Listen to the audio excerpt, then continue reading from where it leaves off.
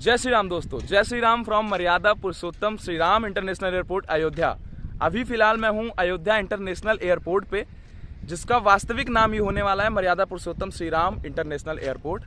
और इस जगह का कवरेज हम ऑलरेडी कर चुके हैं। मुझे लगता है उस वीडियो को बनाए हुए अभी अराउंड 1.5 महीने होने वाले हैं। और ये जो प्रोजेक्ट चल रहा है ये बहुत ही तेजी से चल रहा है, इसलिए काफ़ी कुछ चेंजेस सिर्फ 1.5 महीने में ही आ गए हैं। तो हमने सोचा क्यों ना आपको थोड़ा सा अपडेट दे दिया जाए कि अयोध्या इंटरनेशनल एयरपोर्ट कहाँ तक तैयार हो चुका है और कब तक यहाँ पर उड़ानें भरी जा सकेंगी।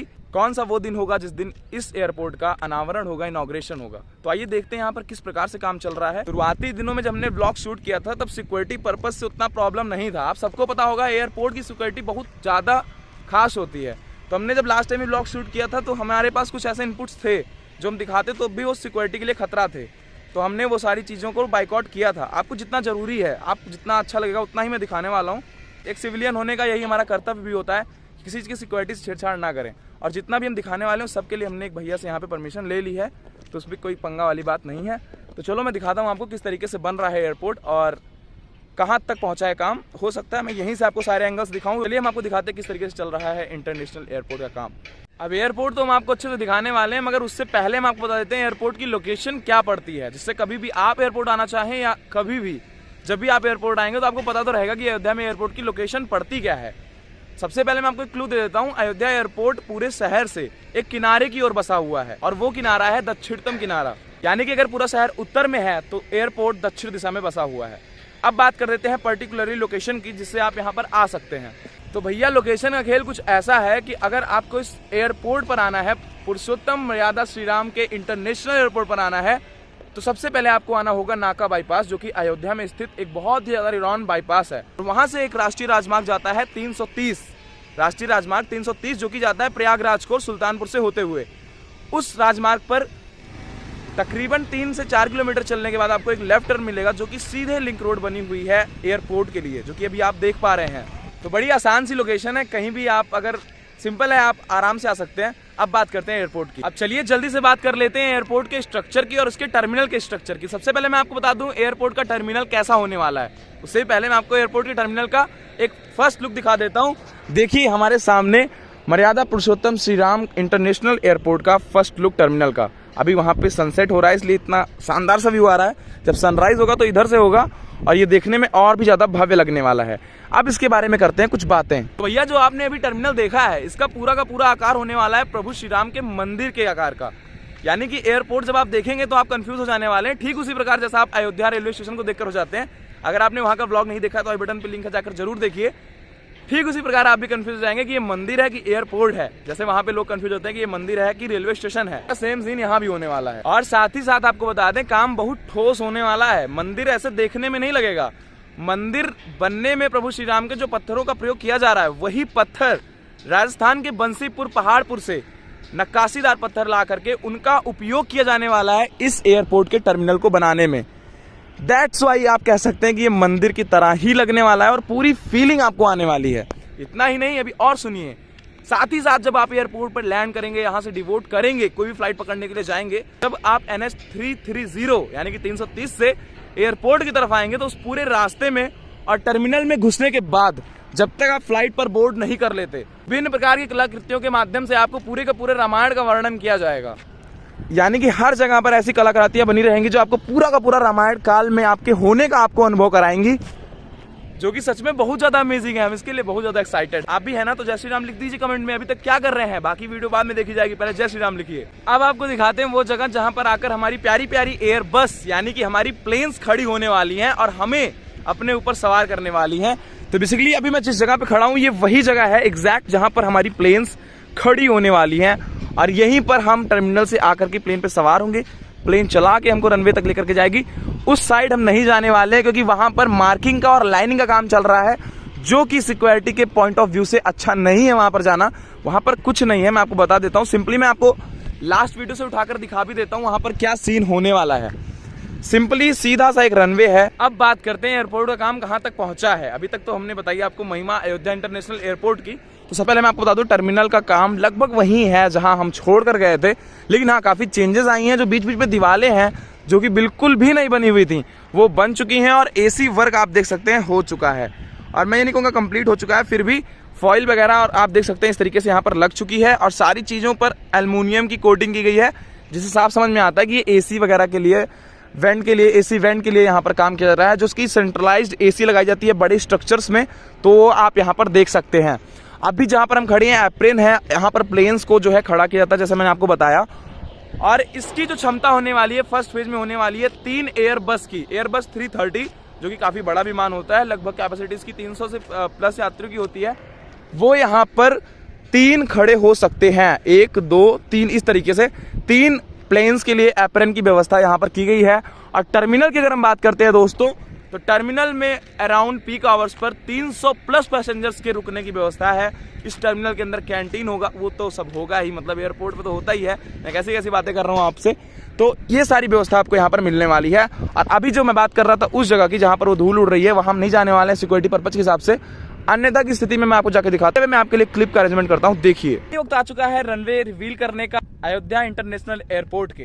तो अभी मैं आपको दिखाने जा रहा हूँ अयोध्या इंटरनेशनल एयरपोर्ट का रनवे, जो कि इसकी लंबाई चौड़ाई के बारे में अभी बात करने वाले हैं हम। इसकी मोटाई तो यहाँ से देख सकते हो ना, कितनी ज्यादा मोटी भाई, जमीन से देखो, और काफी मजबूती से बनाया जाता है रनवे। ये तो बेसिकली बनना ही था, क्योंकि यहाँ पर इंटरनेशनल फ्लाइट, नेशनल फ्लाइट, सारी की सारी फ्लाइट यहाँ पर लैंड करने वाली हैं। देखो पाइप डालने का भी काम सामने हो रखा है। एक प्लेन में 300-250 ऐसे पैसेंजर होते हैं, सारे के सारे लोगों की जो जान होती है वो इस रनवे पर टिकी होती है। ये अगर मजबूत नहीं होगा तो उन लोगों की जान पे खतरा बन सकता है, और ऐसा यहाँ पर नहीं बनने वाला है। बेसिकली ये जो जगह आप देख रहे हैं आप क्लिप में, ये पुरुषोत्तम श्रीराम इंटरनेशनल एयरपोर्ट का रनवे, जिसकी लंबाई होने वाली है 2200 मीटर पहले फेज में। अब आप सोच रहे होंगे पहले फेज में 2200 मीटर, यानी कि पहले फेज में एक्चुअली प्लानिंग गवर्नमेंट की ऐसी है कि इसे डोमेस्टिक बनाना है। पहले फेज में इंटरनेशनल नहीं बनने वाला है, पहले फेज में सिर्फ डोमेस्टिक रहेगा, और कुछ दिनों तक डोमेस्टिक चलने के बाद इसका पैसेंजर्स का फ्लो देखा जाएगा, उस हिसाब से इसे इंटरनेशनल किया जाएगा। पहले फेज में इस रनवे की जो लंबाई होने वाली वो होने वाली है 2200 मीटर, और इस रनवे की जो चौड़ाई होने वाली है वो होने वाली है 4500 मीटर, जो कि पर्याप्त है एयरबस 330 को उतारने के लिए, जो कि काफी अच्छी बात है। तो बाद में होगा इंटरनेशनल एयरपोर्ट, इंटरनेशनल पहले ही नहीं होने वाला है। सच में यहाँ आके सपनों सा फील होता है, मुझे नहीं विश्वास था कभी कि अयोध्या में भी ऐसा होने वाला है, जो कुछ मैं अपनी आंखों से देख रहा हूँ। और इतनी तेजी से काम चल रहा है ना मेरे भाई, मैं क्या बताऊँ, काफी अच्छा लगता है देखकर कि गवर्नमेंट के भी कुछ काम ऐसे हैं जो तेजी से चल रहे हैं। तो भैया अब वक्त आ गया है, हमारी प्लेन को सिग्नल कौन देगा, कौन बताएगा हमारी प्लेन को कहाँ जाना है। तो वो रही वो बिल्डिंग, उसे बोलते हैं ATC, एयर ट्रैफिक कंट्रोल। तो अयोध्या इंटरनेशनल का ATC आपके सामने है, यहीं से कंट्रोल किया जाएगा हमारी प्लेन्स को। और ऊपर देखो सिग्नल के लिए एंटीना वगैरह, रडार वगैरह लगा दिया गया है, जो कि हम लास्ट टाइम आए थे तो ये चीज़ें वहाँ पर नहीं हुई थी, अभी सारी चीज़ें कंप्लीट हो चुकी हैं। और रोड वगैरह का, फर्श वगैरह का काम यहाँ पर भी चल रहा है। बड़ी बड़ी गिट्टियाँ देखो आप डाल दी गई हैं। और यहाँ पर जल निकासी व्यवस्था के बारे में मैं आपको थोड़ा सा बात बताता हूँ, फिर मैं बताता हूँ ये पाइप्स यहाँ पर क्यों रखी गई हैं। देखो भैया, जिसका काम उसी को साजे, इस बात से हम भी एग्री करते हैं, लेकिन इतने बड़े बड़े इंजीनियर इस एयरपोर्ट को प्रोजेक्ट किए थे कि जून में बनाकर रेडी कर देंगे फेज 1 का काम, और वो तो हो नहीं पाया। मतलब जून 2022 की मैं बात कर रहा हूँ, और पहले ही उन्होंने सोच रखा था कि 2023 तक तो जनवरी में स्टार्ट ही कर देना है। लेकिन उनसे पता क्या गलती हुई, इतने बड़े एयरपोर्ट के स्ट्रक्चर को उन्होंने बनाया, इतने बड़े टर्मिनल को बनाया, बहुत ही बड़ा एरिया, बहुत ही वास्ट एरिया है, और जल निकासी व्यवस्था पुख्ता की ही नहीं। मतलब उनकी जल निकासी व्यवस्था जानते हो कैसी थी, जैसे एक कॉलोनी का पानी बह जाए उस टाइप से थी। तो वापस से सब कुछ खोदना पड़ा, और पूरा सीवर का काम देखो उधर चल रहा है, वहां से वहां तक, और फिर से अब सारी पाइप्स को डालना पड़ेगा। इन पाइप पे आप ध्यान मत दो, वहां जो मिट्टी के ढेर लगे हुए हैं वो है एक्चुअली जल निकासी व्यवस्था इंटरनेशनल एयरपोर्ट की। तो ये चीज पहले नहीं हो पाई थी। और हमने लास्ट वीडियो में आपको एक चीज दिखाई थी, जो कि अब मुझे दिख रही, काफी दुख भी हो रहा है भाई, अब वो चीज नहीं रही। वो सामने जो खंडहर दिख रहा है आपको, मैं दूसरा लेंस करता हूँ आपको अच्छा से दिखेगा, वो सामने जो खंडहर दिख रहा है आपको ना, वो था पुराने एयरपोर्ट का ATC। अभी हम फाइनली पहुंच चुके हैं पुराने ATC के टावर के पास। मैं तुमको दिखाता हूँ कितना ऊंचा था ये पुराना ATC का टावर, जो पहले प्लेन को बताता था भाई अब लैंड करना है, अभी नहीं लैंड करना है। कैसा है देखो, इतना पुराना, ईंटे से बनाया गया, टीना ऊना का भी प्रयोग बीच में किया गया है। फिलहाल अब यहाँ पर जो भी काम लोग कर रहे हैं वो लोग अंदर रहने के रूप में से यूज करते हैं। पुराने एयरपोर्ट का ATC। अब आप सोच रहे होंगे यहाँ पहले भी एयरपोर्ट था, बिल्कुल था। अगर आप में से लोग, बहुत सारे लोग एयरपोर्ट के वीडियोस बाहर से भी देखते हैं, लास्ट वीडियो भी USA से भी देख रहे थे लोग, तो मैं आपको बता दूं अगर आप समझ पा रहे हैं हिंदी, भैया यहाँ पे पहले भी एयरपोर्ट था, और फैल्कन ग्रुप नाम के कुछ छोटे छोटे प्लेन्स होते थे जिन्हें आप अपनी भाषा में, सुलभ भाषा में चॉपर बोलते हैं, वो यहाँ पर प्रैक्टिस करते थे उड़ने की और यहाँ से उड़ते थे, पूरे शहर घूम के वापस से यहाँ लैंड कर जाते थे। इस जगह नहीं, ये जगह तो अभी बनी है। जो सामने वो रनवे है जो कि मैं अभी आपको दिखा रहा हूँ। लाइव देखना चाहते हैं तो देखो, यहाँ से जूम करूंगा मैं तो यहाँ पर फटने लगेगा, वाइड एंगल है क्योंकि सामने देखो गाड़ियाँ वाड़ियाँ जाती दिख रही होंगी वहाँ पे, वो है हाईवे। और हाईवे के पास ही था पुराना फैजाबाद हवाई पट्टी। यहाँ पर उड़ते थे और प्रैक्टिस अपनी करते थे। तो ये उस एटीसी से ऑपरेट किया जाता था उनके फ्लाइंग ऑपरेशंस को।